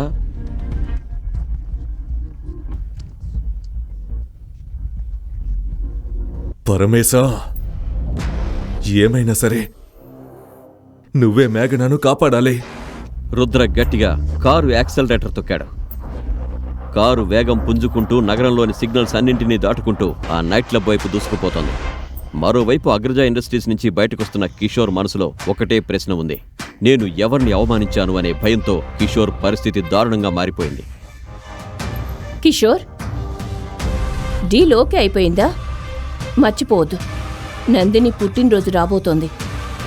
కంపెనీ ఎంప్లాయీస్ అందరినీ ఇన్వైట్ చేయాలి, ముఖ్యంగా దినేష్ గారిని. నందిని దినేష్ గారికి మధ్య పరిచయం ఏర్పడితే మనందరికీ మంచిది. అంటే నా ఉద్దేశం ప్రొఫెషనల్గా మనందరికీ మంచిదని. నోర్మోయ్, పిచ్చి పట్టిందా ముసల్దానా? నా డీల్ క్యాన్సిల్ అయిపోయింది. కిషోర్ ఫస్ట్ టైం రాజేశ్వర్తో మర్యాద లేకుండా మాట్లాడాడు. నా మాటల్ని తప్పుగా అనుకోవద్దు, కానీ ఇదెలా పాసిబుల్? డీల్ గురించి ముందే మాట్లాడుకున్నాం కదా. నాకేం తెలుసు? సర్వనాశనమైపోయాను, రోడ్డున పడ్డాను. మీరేమో మీ కూతురు కోసం బర్త్డే పార్టీ ఆర్గనైజ్ చేసుకుంటున్నారా? కోపంగా చెప్పి కిషోర్ ఫోన్ కట్ చేశాడు. ఈ కిషోర్ గాడు డీల్ క్యాన్సిల్ అయిందంట. ఏంటి? డీల్ క్యాన్సిల్ అయిందా? అంటే దినేష్ గారు నా బర్త్డే పార్టీకి రారా? మరి మన కంపెనీని కాపాడటానికి ఆ 2 కోట్లు ఎక్కడి నుంచి వస్తాయి? మనం తాతయ్య బంగ్లా అమ్మేద్దాం, కనీసం 2-3 కోట్లు వస్తాయి కదా. కూల్ బేటా, ఇల్లమ్మాల్సిన అవసరం లేదు. మేఘనా రాణి గారు ఉన్నారు కదా, విక్కీ ఒక మాఫియా డాన్. అతనికి మేఘన అంటే చాలా ఇష్టం. ఆమె కోసం అతను 2 కోట్లు ఇవ్వడానికి రెడీగా ఉన్నాడు. ఇప్పటికే 50 లక్షలు అడ్వాన్స్ ఇచ్చేశాడు, మిగిలింది రేపిస్తాడు. నువ్వు కిషోర్ గురించి ఆలోచించుకో, వాడు కాకపోతే ఇంకొకడు. ఈసారి నేను నీ కోసం సిటీలోని అత్యంత ధనవంతుడైన అబ్బాయిని వెతుకుతాను. అతను పెద్ద పెద్ద కంపెనీలకి ఓనర్ అయి ఉంటాడు. అతని బిజినెస్ విదేశాల్లో కూడా ఉంటుంది. అందరూ అతని ముందు తల దించుతారు. ఈ మాటలు విని నందిని చాలా సంతోషించింది. తాను ఎవరినైతే పేదవాడని అవమానించిందో ఆ రుద్ర సరిగ్గా రాజేశ్వరి కళ్ళు గన్న తన ధనవంతుడైన అబ్బాయి లాంటి వాడే అన్న నిజం ఆమెకు తెలీదు. రాజేశ్వరి ఇవాళ చాలా హ్యాపీగా ఉంది. ఎందుకంటే ఒకవైపు విక్కీ నుంచి 50 లక్షలు అందాయి, మరోవైపు మేఘనను శాశ్వతంగా వదిలించుకుంది. నిజానికి రాజేశ్వరికి మేఘన అంటే అసహ్యం. ఎప్పుడూ తనని ఎలా వదిలించుకోవాలా అని చూస్తుంటుంది. చిన్నప్పటి నుండి రాజేశ్వరి మేఘనను ఒక యముడిలా వెంటాడేది. తన సవతికి గుర్తుగా ఉన్న ఈ కళంకాన్ని సజీవంగా చూడడం ఆమెకి ఇష్టం లేదు. అందుకే చాలాసార్లు మేఘనను చంపాలని ప్రయత్నించింది. కానీ మామగారికి భయపడి ఆ నీచమైన ఆలోచనని అమలు చేయలేకపోయింది. కానీ ఈరోజు కంపెనీని కాపాడాలనే కారణంతో ఆమెకు మంచి అవకాశం దొరికింది. 12 ఏళ్ల క్రితం కూడా మేఘనను మాఫియాకు అప్పగించే ప్రయత్నం చేసింది. కానీ అదృష్టవశాత్తు అప్పుడు మేఘన బ్రతికిపోయింది. అయితే ఈసారి మాత్రం రాజేశ్వరికి తన ప్లాన్ సక్సెస్ అవుతుందని నమ్మకం కలిగింది. కొంత సమయం తర్వాత రుద్ర ఎలైట్ క్లబ్కి చేరుకుని కార్ పార్క్ చేసి ఎంట్రన్స్ వైపు స్పీడ్గా పరిగెత్తాడు. ఆ 5 అంతస్తుల బిల్డింగ్లో నగరంలోని అన్ని అక్రమ పనులు జరుగుతుంటాయి. నగరంలోకి మాఫియా అంతా ప్రతి రాత్రి ఇక్కడికొచ్చి తమ తప్పుడు పనుల్ని చక్కబెట్టుకుంటారు. ఎలైట్ క్లబ్ అసలు నిజం రుద్రకి తెలుసు. అందుకే అతను వీలైనంత త్వరగా మేఘన దగ్గరికి చేరుకోవాలని అనుకున్నాడు. హెడ్ షాట్ కూడా సరైన టైం కోసం చూస్తూ రుద్ర వెంటే వెళ్ళాడు. అతను ఎప్పుడూ రుద్రని కానీ మేజర్ రుద్రని కానీ చూడలేదు. అందుకే తను ఎవరిని టార్గెట్ చేస్తున్నాడో అతనికి తెలీదు. రుద్ర క్లబ్లోకి వెళ్లే టైంకి మరోవైపు మేఘన సోఫాలో కూర్చొని భయంతో వణికిపోతోంది. విక్కీ ఆమెను చూసి పిచ్చెక్కిపోతున్నాడు. నిజానికి విక్కీ ఒక కామాంధుడు. అతను చాలా ధనవంతుడు కాబట్టి అమ్మాయిలు డబ్బు కోసం అతని దగ్గరకు వస్తుంటారు. కానీ మేఘన లాంటి అమ్మాయి అతనికి మొదటిసారి కనిపించింది. ఆమె కోసం అతను 2 కోట్లు ఇవ్వడానికి కూడా రెడీ అయిపోయాడు. ఒక రాత్రి కోసం 2 కోట్లు ఇవ్వడం అతనికి పెద్ద విషయమేం కాదు. చూడండి విక్కీ, నేను ఇక్కడికి బిజినెస్ పని మీద వచ్చాను. ప్లీజ్ మర్యాదగా ప్రవర్తించండి. నిజానికి రాజేశ్వరి విక్కీ తమ తాళ్ళూరి ఇండస్ట్రీస్లో 2 కోట్లు ఇన్వెస్ట్ చేయాలనుకుంటున్నాడని, దానికి సంబంధించిన అగ్రిమెంట్ పేపర్లపై సంతకం చేయించుకోవాలని అబద్ధం చెప్పి మేఘనను పంపింది. మేఘనా, అంత తొందర దేనికి? మీటింగ్స్లో కోఆపరేషన్ ఉండటం చాలా ముఖ్యం. ఒక పని చేద్దాం, ముందు కలిసి డిన్నర్ చేద్దాం, తర్వాత ఏదైనా మంచి సినిమా చూద్దాం. విక్కీ అనే వ్యక్తి 28 ఏళ్ల అమ్మాయిని ఇక్కడికి తీసుకొచ్చాడు. ఆమె ఎక్కడుంది చెప్పు, ఎక్కడుంది? లేదంటే బుల్లెట్లన్నీ నీ బాడీలో దించుతాను, చెప్పు. నువ్వు తాళ్ళూరు ఫ్యామిలీకి అక్రమ సంతానం అని విన్నాను. నీ లైఫ్ చాలా కష్టంగా గడిచి ఉంటుంది కదూ. చూడు, నీ బట్టలు కూడా ఎంత చీప్గా ఉన్నాయో. నేను అనుకుంటే నీకు ప్రతి బ్రాండెడ్ బట్టలు కొనివ్వగలను. నా దగ్గర చాలా డబ్బుంది. బస్ ఒక్కసారి నాతో. విక్కీ మాటలు వినగానే మేఘనకు రక్తం మరిగిపోయింది. ఆమె విక్కీ కళ్ళలోకి కోపంగా చూస్తూ గట్టిగా సమాధానమిచ్చింది. మిస్టర్ విక్కీ, డబ్బు కోసం ఆత్మగౌరవాన్ని అమ్ముకునే అమ్మాయిని నేను కాదు. మీ లిమిట్స్లో మీరుంటే మంచిది. మేఘన ప్రవర్తన చూసి విక్కీకి కోపం వచ్చింది. నువ్వు నాకు నో చెప్తున్నావా? నన్నే ఇన్సల్ట్ చేస్తున్నావా? నేను అలా ఏం చేయలేదు. మీరు నా మాటని తప్పుగా అర్థం చేసుకోకండి. నేను డీల్ మాట్లాడడానికి వచ్చాను. ప్లీజ్ అది చేద్దాం. ఈ డాక్యుమెంట్ల మీద సైన్ చేయండి. విక్కీకి కోపం వస్తున్నప్పటికీ మేఘన యాటిట్యూడ్ అతన్ని మరింత ఆకర్షిస్తోంది. ఆమె కళ్ళు, పెదవులు, అందం అతన్ని పిచ్చెక్కిస్తున్నాయి. ఆమెను తాకాలని అతను ఆరాటపడుతూ ఆమె ముందు ఒక బాటిల్ పెట్టాడు.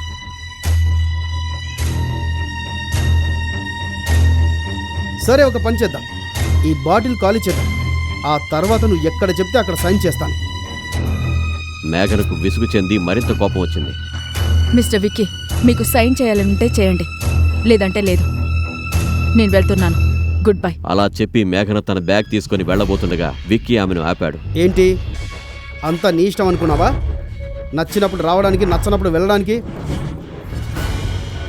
విక్కీ ప్రవర్తన చూసి మేఘనకి కోపంతో పాటు భయం కూడా వేస్తోంది. మరోవైపు హెడ్ షాట్ తన ప్లాన్ రెడీ చేసుకున్నాడు. గన్ అతని చేతిలో ఉంది. గురి అతని కళ్ళ ముందే ఉంది. అంతలో రుద్రకి ఒక గేటు దగ్గర బాడీగార్డ్ కనిపించాడు. రుద్ర చిరుతపుల్లాంటి వేగంతో ఆ బాడీగార్డ్లని పడగొట్టాడు. ఏం చేస్తున్నారు? ప్లీజ్ నన్ను వెళ్ళనివ్వండి. నిన్నిక్కడికి డాక్యుమెంట్ల మీద సైన్ చేయించుకోవడానికే పంపించారని అనుకుంటున్నావా? చుప్చాప్గా ఇప్పుడు నా దగ్గరికి వచ్చి నా ఒళ్ళో కూర్చో. విక్కీ మాటలు విని మేఘనకు ఒక్కసారిగా షాక్ తగిలింది. ఇంత నీచమైన పని ఆమె అసలు ఊహించలేదు. ఆమె తన పిన్ని మాట విని ఇక్కడికి వచ్చింది. లేదు లేదు, ఇది నిజం కాకూడదు అని తనను తాను సముదాయించుకుంటూ వెంటనే డోర్ వైపు పరిగెత్తి డోర్ తీయడానికి ట్రై చేసింది. హెల్ప్! ఎవరైనా కాపాడండి! డోర్ ఎంతకీ తీయకపోవడంతో మేఘన ఏడుస్తూ అరవసాగింది. ఆమె అరుపులు విన్న విక్కీ వెటకారంగా నవ్వుతూ ఇలా అన్నాడు. అరువు, ఎంత అరిచినా ఎవరూ రారు. ఎంత అరవగలవో అంత అరువు. డోర్ ఓపెన్ చేయండి. అంత తొందర ఎందుకు?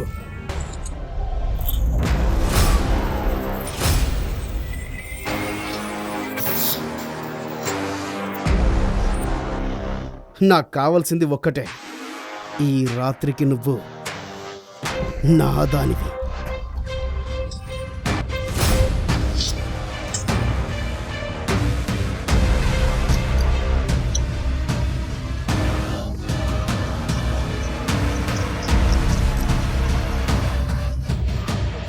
కాపాడండి!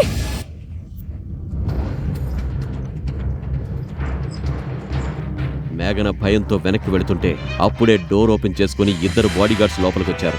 దీని మొండితనం దెబ్బకి అనగాలి. నాదనుకున్నది నాకే దక్కాలి అని దీనికి అర్థం కావాలి. ఇప్పుడు అర్థమైందా?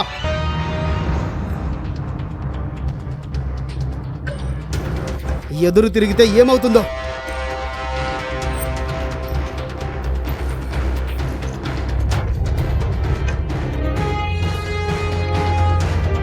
ఓ భయ్యా, ఎక్కడికి? లోపలికి వెళ్ళాలి, తప్పుకో. పోపో. రూమ్లో ఉన్న మేఘన భయంతో వణికిపోతూ 12 ఏళ్ల క్రితం ఆ అబ్బాయి తనకు చేసిన పెళ్లి వాగ్దానాన్ని గుర్తు చేసుకుంది. పరమేశ్వరుడి మీద ఒట్టు, ఇప్పుడు నాకు అడ్డొచ్చావో నీ ప్రాణాలు తీస్తాను. అబ్బో, వెళ్ళనివ్వకపోతే ఏం చేస్తావురా? రుద్ర ఒక్కొక్క బాడీగార్డ్ని ఎదుర్కొంటూ నైట్ క్లబ్ అనే మాయాజాలంలోకి వెళ్లాడు. హెడ్ షాట్ కూడా రుద్రని చంపే అవకాశం కోసం అతన్ని వెంబడిస్తున్నాడు. విక్కీ తన నీచమైన ప్లాన్లో సక్సెస్ అవుతాడా? ఇప్పుడు మేఘన జీవితం ఏ మలుపు తిరుగుతుంది? రుద్ర సరైన సమయానికి మేఘనను కాపాడగలడా, లేక అతను హెడ్ షాట్ బుల్లెట్కి బలైపోతాడా?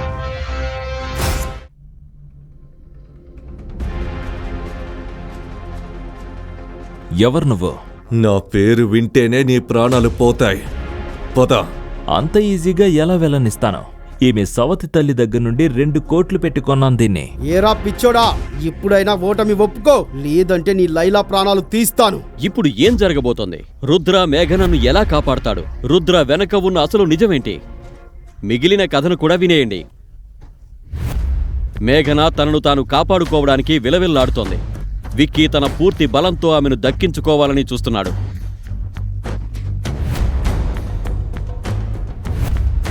అక్కడున్న మేఘనపై రుద్రా చూపు పడింది.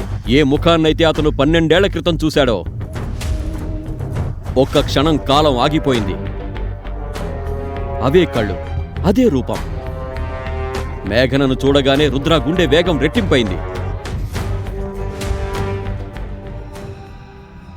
ఎవరు నువ్వు? నా పేరు వింటేనే నీ ప్రాణాలు పోతాయి.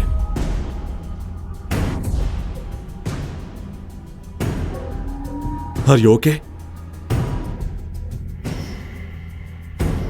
నువ్వు భయపడాల్సిన పని లేదు.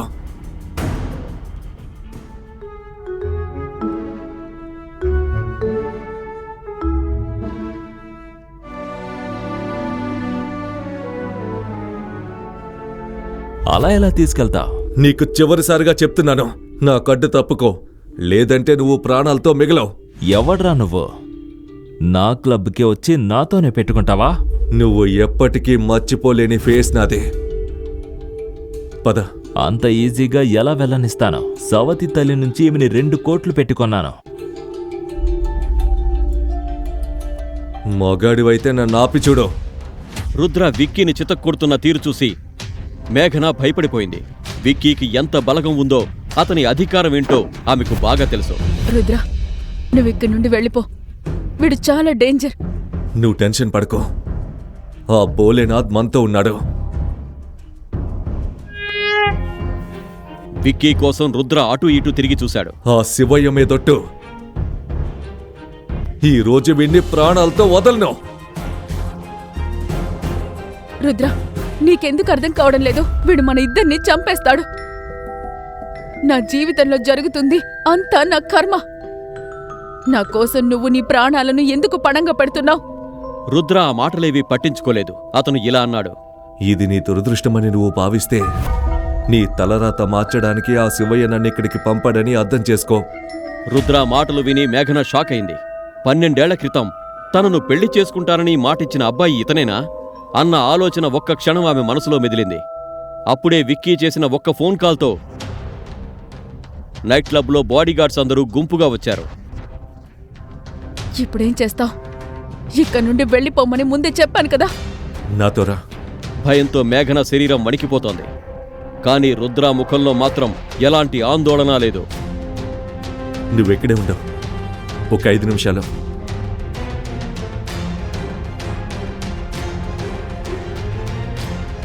రుద్ర రగులుతున్న నిప్పు కణికలా ఆ గార్డ్స్ వైపు అడుగులు వేశాడు. మీ ప్రాణాలపై మీకు తీపి ఉంటే ఒక్కొక్కరు కాదు, అందరూ కలిసి రండి. రుద్ర ఆ గార్డ్స్ అందరినీ చాలా తీక్షణంగా చూస్తున్నాడు. అతని కళ్ళల్లోని గాంభీర్యం చూసి గార్డ్స్ కూడా లోలోపల భయపడుతున్నారు. ఈ ఆట నువ్వు ఇంకా ఈజీ చేసావు రుద్ర. పిట్ట దానంతట అదే వచ్చి వలలో పడింది. ఈ క్లబ్లో ప్రతి అంగుళం నాకు తెలుసు. ఆ మాట వినగానే గార్డ్స్ అందరూ ఒక్కసారిగా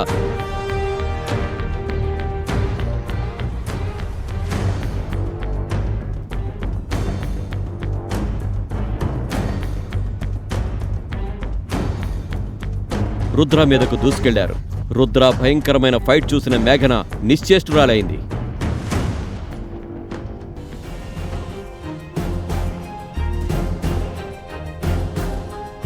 కొన్ని సెకన్ల తర్వాత గొడవ సౌండ్ తగ్గగానే మేఘన నెమ్మదిగా కళ్ళు తెరిచింది. ఎదురుగా ఉన్న దృశ్యాన్ని చూసి ఆమె ఆశ్చర్యంతో నోరెళ్లబెట్టింది. మీలో ఉన్న దమ్ము ఇంతేనా? హా?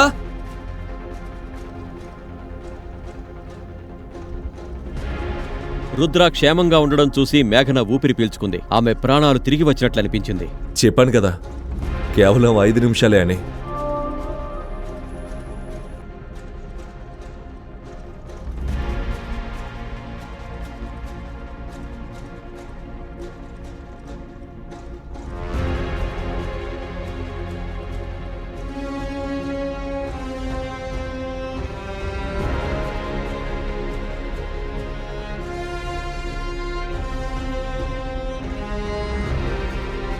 రుద్ర మేఘన చెయ్యి పట్టుకుని కిందకి రాగానే విక్కీ ఆ దృశ్యం చూసి అవాక్కయ్యాడు. రుద్ర శవాన్ని చూస్తానని అనుకున్న విక్కీకి అతను నడుచుకుంటూ వస్తుంటే నమ్మలేకపోయాడు. రుద్ర రుద్ర నువ్వు ఇక్కడ నుండి వెళ్ళిపో. నా వల్ల నీకేం జరగకూడదు. నువ్వు భయపడుకో. సాక్షాత్తు ఆ మహాదేవుడే మనతో ఉన్నాడు. వీడికి ఈరోజు నేను బుద్ధి చెబుతాను. రుద్ర విక్కీకి చాలా దగ్గరగా వెళ్ళాడు. కానీ అతను ఏదైనా మాట్లాడే లోపే ఏరా రుద్ర, ఇప్పుడైనా ఓటమిని ఒప్పుకో. రుద్ర వెనక్కి తిరిగి చూడగానే అతని కళ్ళు ఆశ్చర్యంతో బైర్లు కమ్మాయి. మేఘన తలకు గన్ గురిపెట్టి ఉండడం చూసి అతను ఒక్కసారిగా షాక్కి గురయ్యాడు. లేదంటే నీ లైలా ప్రాణాలు తీస్తాను. మేఘనను గన్ పాయింట్ లో చూసిన రుద్ర లోపల భయపడ్డాడు. కానీ ఈ పరిస్థితిని ఎదుర్కోవాలంటే అతను ప్రశాంతంగా ఉండడం చాలా ముఖ్యం. ఏం మాట్లాడాలన్నా నాతో మాట్లాడు. ఆమెను వదిలే. మాట్లాడటానికి ఏముంది? నేను ఇక్కడికి నా పని ముగించడానికి వచ్చాను. నిజానికి నిన్ను చంపడానికే నాకు సుపారీ అందింది. తనను చంపడానికి ఎవరు సుపారీ ఇచ్చి ఉంటారా అని రుద్ర ఆలోచనలో పడ్డాడు. అప్పుడే హెడ్ షాట్ తన గన్ని లోడ్ చేస్తూ ఇలా అన్నాడు. నువ్వు డైరెక్ట్ గా దొరకడం లేదు, అందుకే నీ మేఘనను పట్టుకోవాల్సి వచ్చింది. ఏమైంది? అప్పుడే నీ పని అయిపోయిందా? బేటా, నీకు నిజం చెప్తున్నాను. ఒకవేళ మా మేజర్ ఇక్కడికి రాకపోయి ఉంటే ఈ పాటికే నీ ప్రాణాలు తీసేవాడిని. మేజరా? నా లెవెల్ నీ మేజర్ కంటే ఎక్కువ.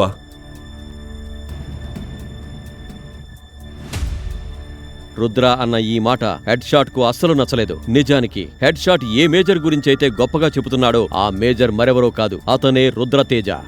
మా బాస్ను చూసి నవ్వుతావా? మా మేజర్ని ఎగతాళి చేస్తావా? వీడిని ఇప్పుడే చంపకో. వీడు నా కాళ్ళ మీద పడి ముక్కు నేలకు రాసి క్షమాపణ చెప్పాలి. నేను నీ కాళ్ళ మీద పడాలా? విన్నావుగా, త్వరగా అతని కాళ్ళు పట్టుకో. లేదంటే నేను సారీ చెప్పను. ఏం చేస్తావో చెప్పు. నువ్వు చెప్పకపోతే నీ బాబు వచ్చి చెప్తాడా? ఇదంతా చూసి మేఘన కూడా చాలా భయపడిపోయింది. కానీ ఇప్పుడు రుద్ర ముఖంలో ఎలాంటి భయం లేదు. నేను 3 వరకు లెక్క పెడతాను. అప్పటికి నువ్వు విక్కీ కాళ్ళ మీద పడకపోతే ఈమె చాప్టర్ క్లోజ్. ఓ శివయ్య, నన్ను కాపాడు. నేను లెక్క పెడతా. 1 2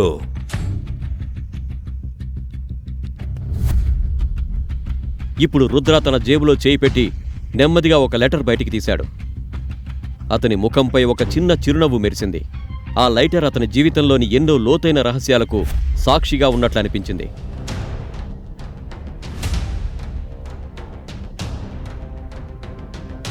మేఘన భయంతో కళ్ళు తెరిచి చూడగా అప్పటి వరకు గంభీరంగా ఉన్న హెడ్ షాట్ చేతులు వణికిపోతున్నాయి. కేవలం చేతులు మాత్రమే కాదు, అతని శరీరం మొత్తం వణుకుతోంది. నుదుటిపై నుండి చెమటలు కారుతున్నాయి. శ్వాస వేగవంతమైంది. 3 చూస్తుండగానే హెడ్ షాట్ మోకాళ్లపై కూర్చున్నాడు. అతని పరిస్థితి కొనప్రాణంతో కొట్టుకుంటున్నట్లు ఉంది. రుద్ర అసలు నిజం అందరి ముందు బయటపడుతుందా? రుద్ర తన 12 ఏళ్ల నాటి ప్రేమికుడు అని మేఘనకు తెలుస్తుందా? రుద్ర చేతిలోని ఆ లైటర్ చూడగానే హెడ్ షాట్ అంతలా ఎందుకు భయపడ్డాడు? అసలు అతను రుద్ర ముందు మోకాళ్లపై ఎందుకు కూర్చున్నాడు? ఈ ప్రశ్నలకు సమాధానాలు తెలుసుకోవాలంటే నెక్స్ట్ ఎపిసోడ్ వినాల్సిందే. క్రింద ఇచ్చిన లింక్ ని క్లిక్ చేసి పాకెట్ ఎఫ్ఎం యాప్ ని ఇన్స్టాల్ చేసుకోండి. Stay tune to pocket FM.